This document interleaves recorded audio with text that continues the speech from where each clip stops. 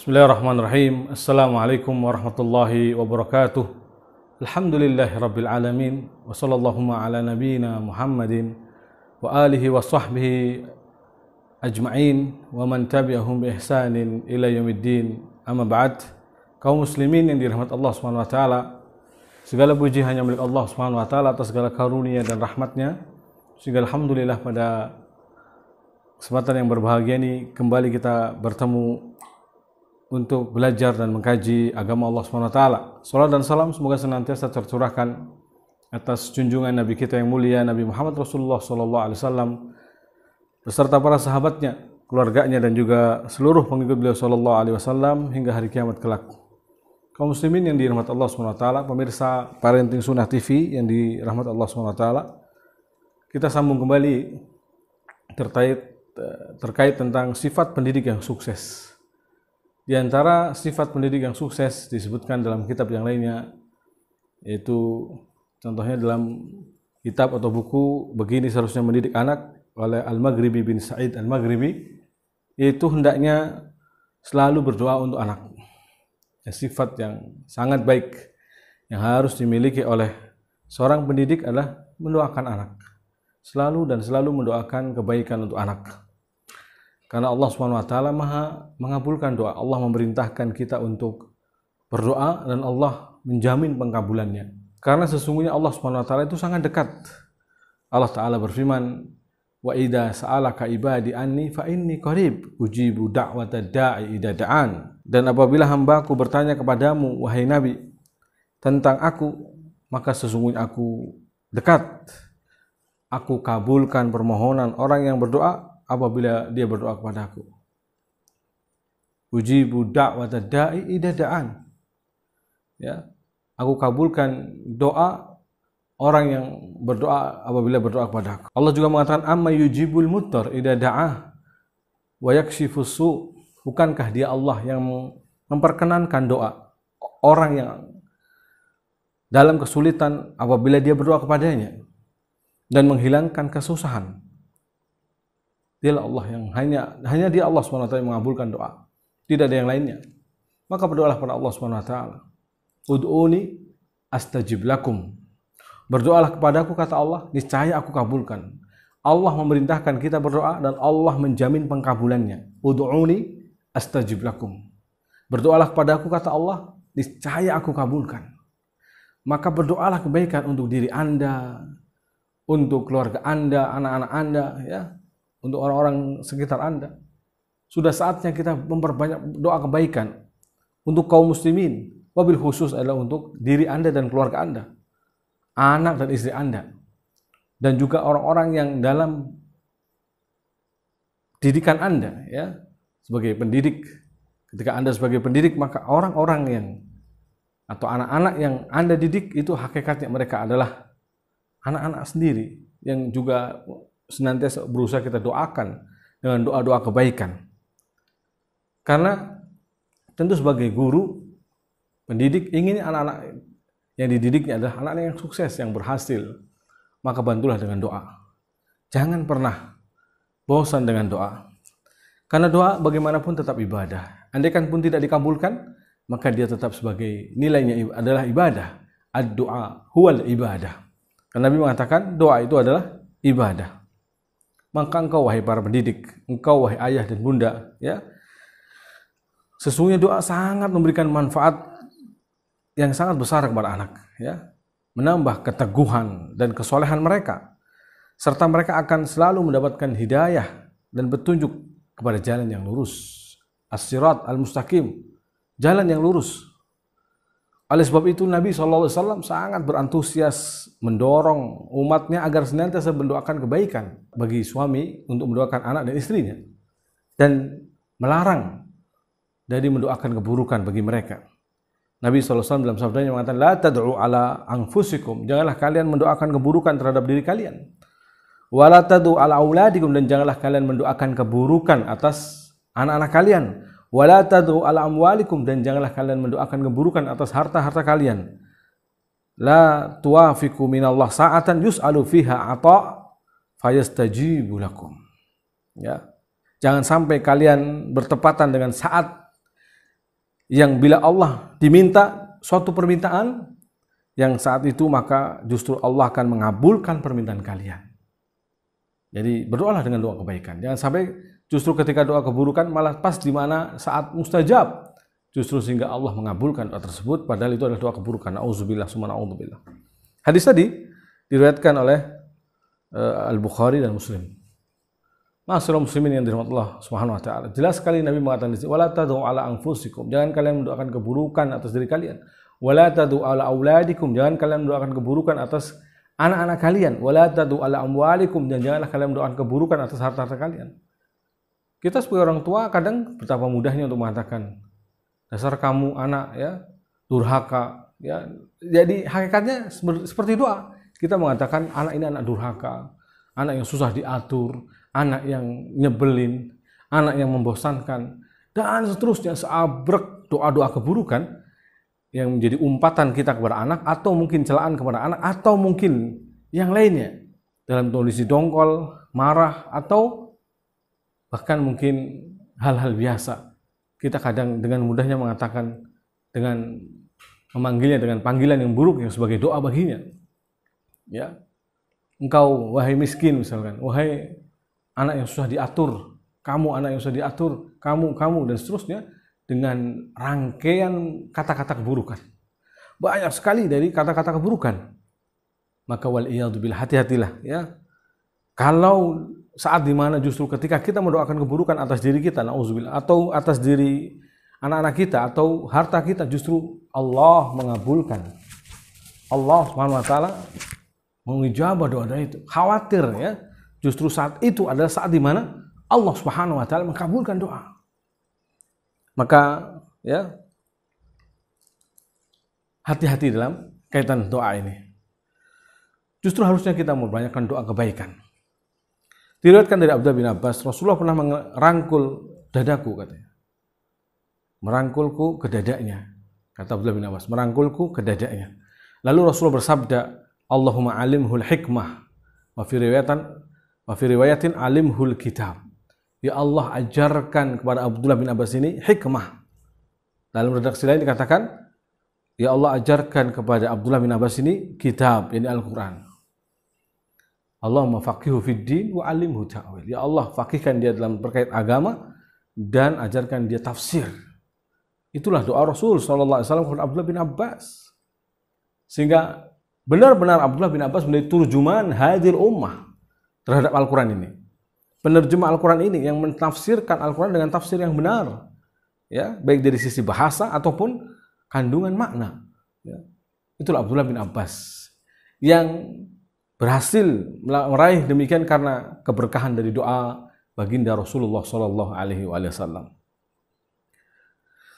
Demikian pula Nabi selalu berdoa untuk kebaikan anak-anak di saat safar.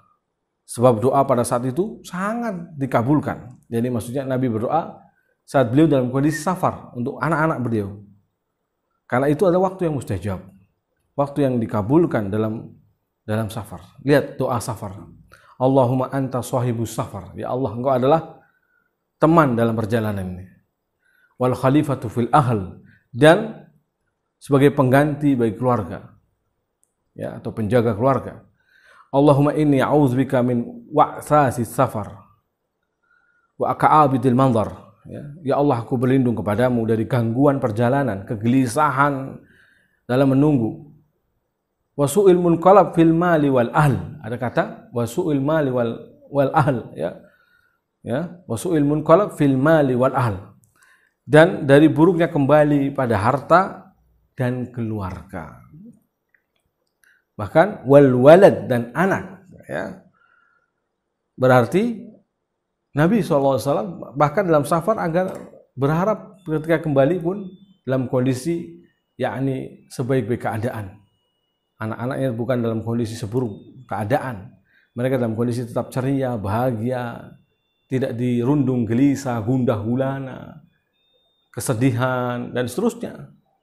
Meski ditinggal dalam kondisi safar, ya, ditinggal dalam safar atau perjalanan. Demikian bahkan ada suatu riwayat, ibu-ibu datang kepada Rasulullah SAW, atau seorang ibu datang kepada Rasulullah SAW, Di antara itu Anas bin Malik meriwayatkan bahwa Ummu Sulaim berkata, wahai Rasulullah, Ummu Sulaim ibunda Anas bin Malik ya, wahai Rasulullah, Anas ini menjadi pembantumu. Maka berdoalah kepada Allah untuk kebaikannya. Yani, wahai Rasulullah, doakan untuk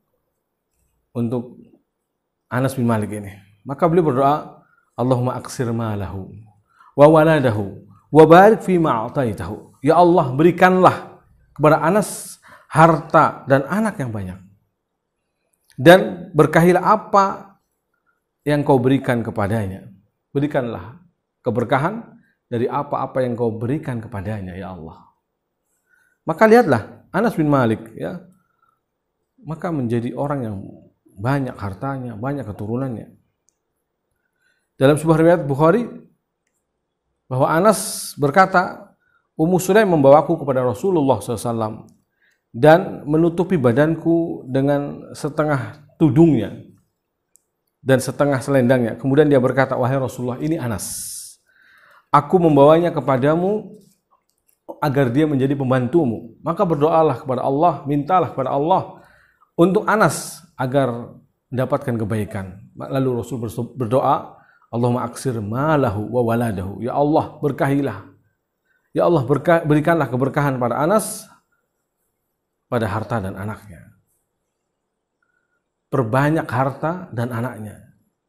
Ya Allah, berikanlah kepada Anas dan harta dan anak yang banyak. Ya. Subhanallah. Maka Anas, apa kata Anas dalam sebuah riwayat ya? Anas mengatakan, demi Allah hartaku banyak dan sungguh anak dan cucuku sampai 100 orang pada hari ini. Anak dan cucunya sampai 100 orang. Subhanallah. Imam Tirmidzi meriwayatkan dalam riwayatnya ya, dari Abu Khaldah, dia berkata bahwa Abu Aliyah pernah mendengar Anas berkata, aku membantu Rasulullah SAW selama 10 tahun dan beliau berdoa kebaikan untukku. Maka aku punya kebun buah-buahan yang bisa panen 2 kali setahun. Insya Allah keberkahan doa dari Rasulullah SAW. Sampai pun mungkin kebun-kebun lain apabila berbuah, maksudnya panen saat waktunya panen itu hanya sekali dalam setahun, tapi kebun Anas 2 kali dalam setahun. Ya. Sementara dalam kebun itu juga ada pohon raihan yang dijadikan untuk bahan minyak kasturi. Jadi dalam pohon atau tanaman-tanaman yang ditanam oleh Anas bin Malik dalam kebunnya ini ada pohon raihan, tanaman raihan yang itu adalah bahan untuk membuat minyak kasturi yang tentu mahal harganya ya. Sangat bermanfaat.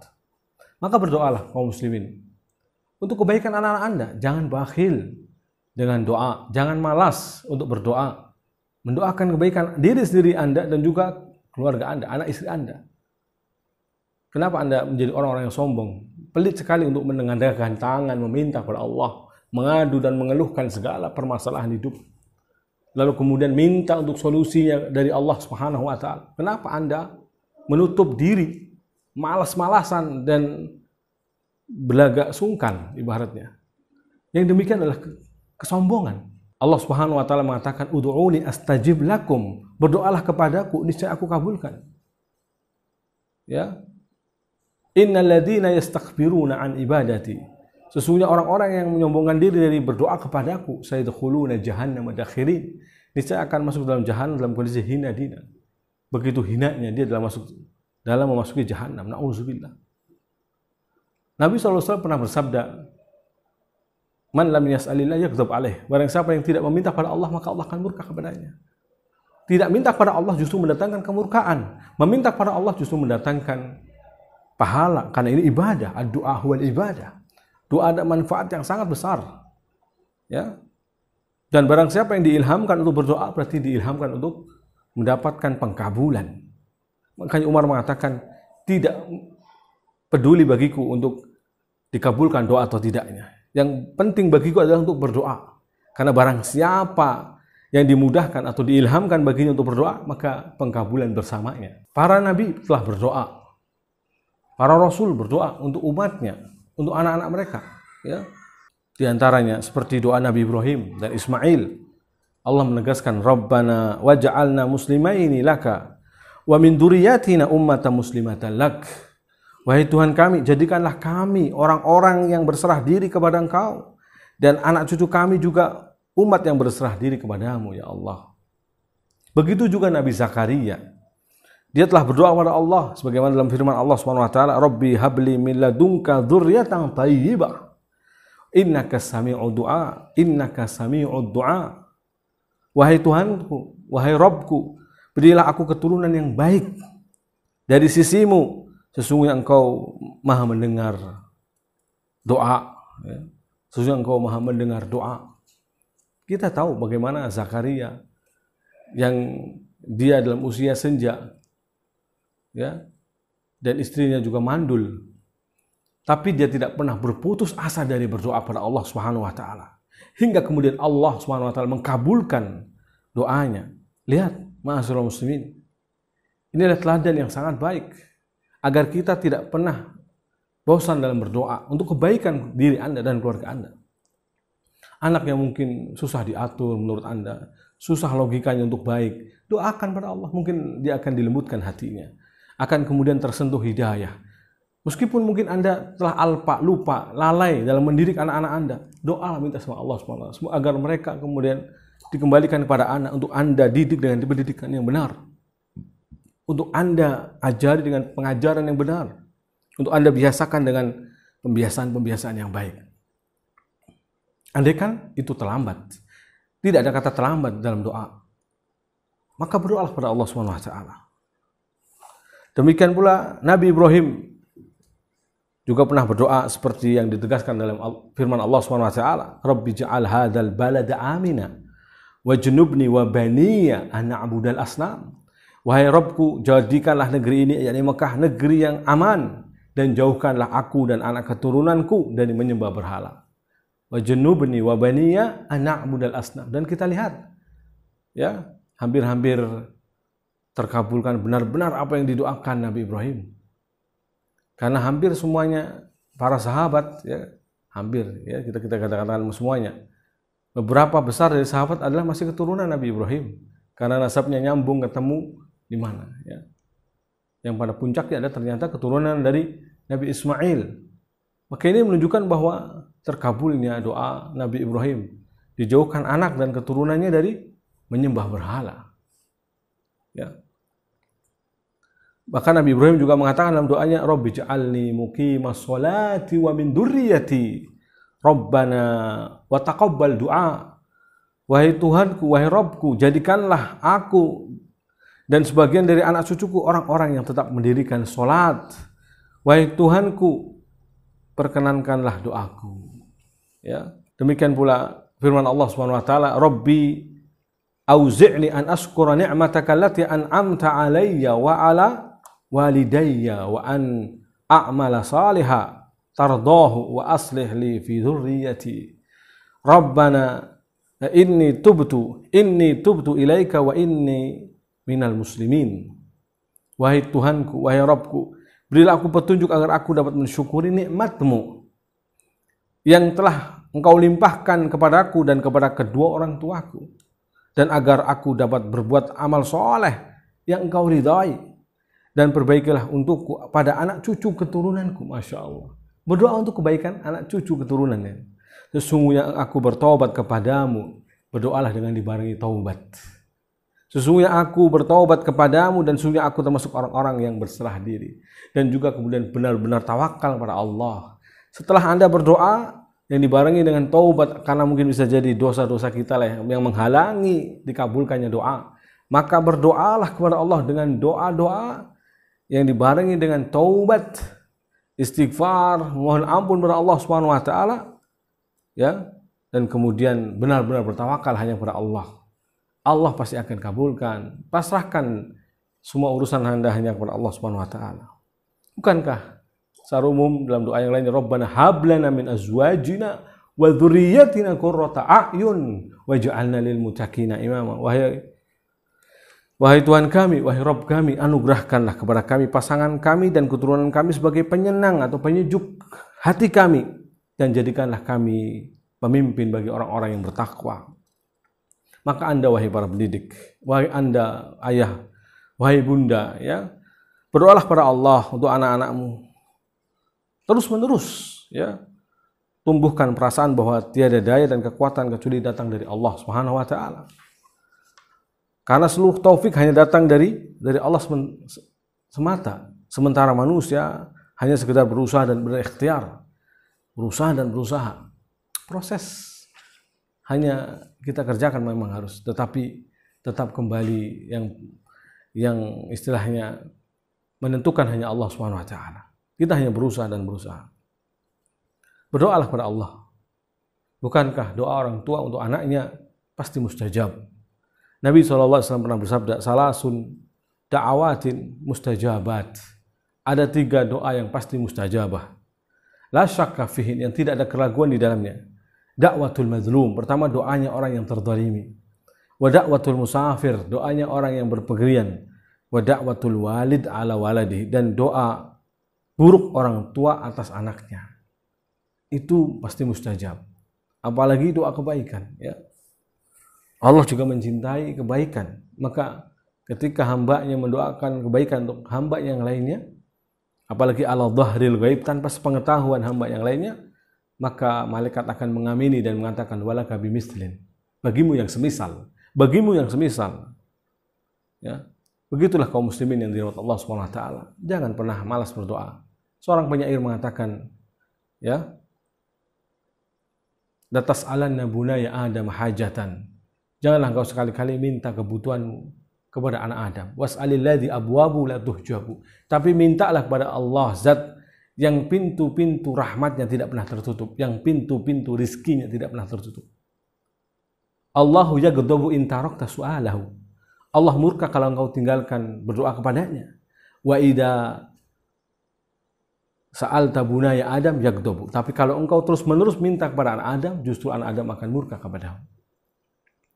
Allah akan senang justru ketika kita berdoa terus kepada Allah. Tapi kalau kita enggan berdoa kepada Allah, murka. Berarti kita digolongkan orang-orang yang sombong, yang tidak tawadu kepada Allah, seolah-olah tidak butuh dengan karunia-Nya Allah, tidak butuh dengan pemberian dari Allah Subhanahu wa taala. Padahal kita adalah makhluk yang lemah. Ya, tiada daya dan kekuatan kecuali milik Allah Subhanahu wa taala. Apalagi untuk mendidik. Siapa kita? Apa kemampuan kita? Kalau bukan karena karunia dan rahmat Allah Subhanahu wa taala, kita tidak akan sanggup apa-apa. Maka berdoalah kepada Allah, ya, agar Allah membimbing langkah kita, agar Allah menunjukkan kebaikan pada anak-anak kita, atau jadikan anak-anak kita hatinya lembut sehingga menerima kebenaran. Iqbalul alal haq, iqbalul ala khair, iqbalul ala nasihah, menerima kebenaran, menerima kebaikan, menerima nasihat. Ini semua harus kita usahakan dengan berdoa pada Allah Subhanahu wa taala. Karena hanya Allah, ya, yang akan mampu, ya, mengabulkan hajat-hajat kita. Hanya Allah yang mampu memenuhi kebutuhan-kebutuhan kita. Ya, karena sesungguhnya Dia Maha Kuasa atas segala sesuatu. Kaum muslimin yang dirahmati Allah Subhanahu wa taala, demikianlah. Semoga yang singkat ini bisa memberikan pemahaman dan pengertian yang benar terkait dengan pentingnya mendoakan kebaikan untuk anak dan peserta didik kita, sehingga mereka nantinya menjadi orang-orang yang benar-benar sesuai harapan kita dalam hal akademisi ataupun dalam hal agama khususnya, apalagi yang sangat penting dalam kehidupannya kelak di hari kiamat, yaitu berjumpaan dengan Allah Subhanahu wa taala, tentang hari akhirat, ya, hari akhir yang tentunya semuanya butuh dengan ilmu, amal, dan semua bekal-bekal yang dari amal soleh dan ketaatan yang harus dipersiapkan. Maka berdoalah kepada Allah Subhanahu wa taala. Demikian, wal afu minkum wa sallallahu ala nabiyyina Muhammad wa alihi wa sahbihi ajma'in. Walhamdulillahi rabbil alamin. Wassalamualaikum warahmatullahi wabarakatuh.